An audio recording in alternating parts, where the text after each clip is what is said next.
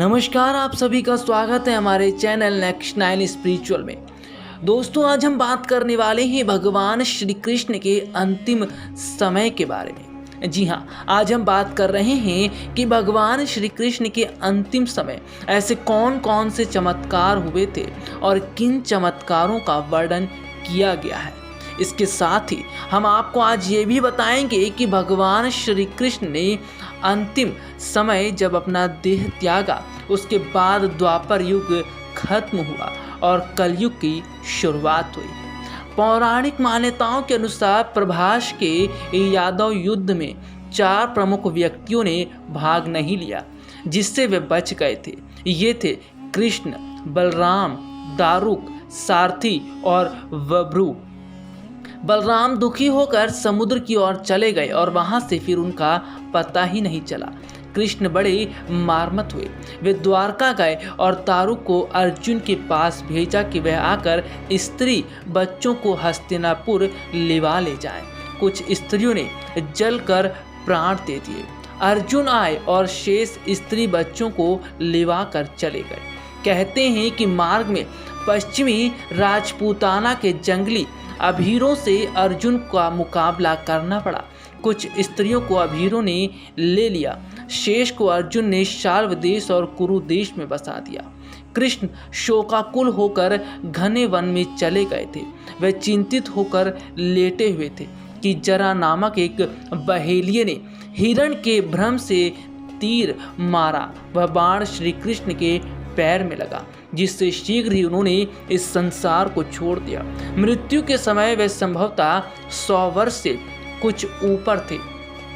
कृष्ण के देहांत के बाद द्वापर युग का अंत होता है और कलयुग का आरंभ होता है।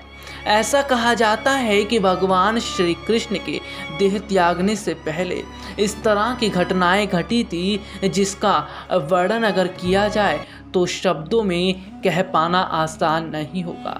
जिस तरह गांधारी ने भगवान श्री कृष्ण को श्राप दिया था, उसके बाद से भगवान श्री कृष्ण तो परेशान थे ही, इसके बाद से उनका साम्राज्य भी धीरे धीरे हिलने लगा था।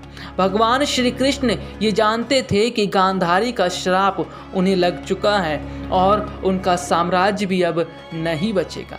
कहा जाता है कि भगवान श्री कृष्ण के देह त्यागते ही यादव वंश का भी पूरी तरह समाप्त हो गया था।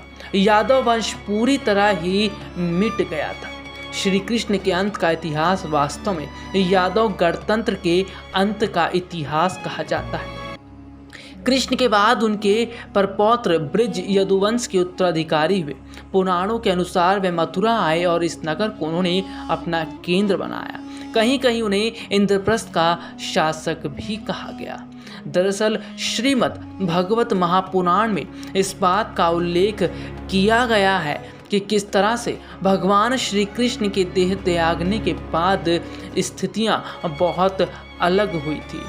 देखने को मिला कि जिस तरह से जब भगवान श्री कृष्ण ने देखा कि उनके बड़े भाई बलराम जी परम पद में लीन हो गए, तब वे एक पीपल के पेड़ के तले जाकर चुपचाप ही धरती पर बैठ गए थे। इस तरह देखा जाए तो भगवान श्री कृष्ण ने अपने अंतिम समय कई इस तरह की चीज़ों को देखा जिसे वो देखना नहीं चाहते थे, लेकिन गांधारी का श्राप उनके साथ साथ चलता रहा और गांधारी की एक एक बातें सही साबित हुई। नेक्स्ट 9 स्पिरिचुअल की रिपोर्ट।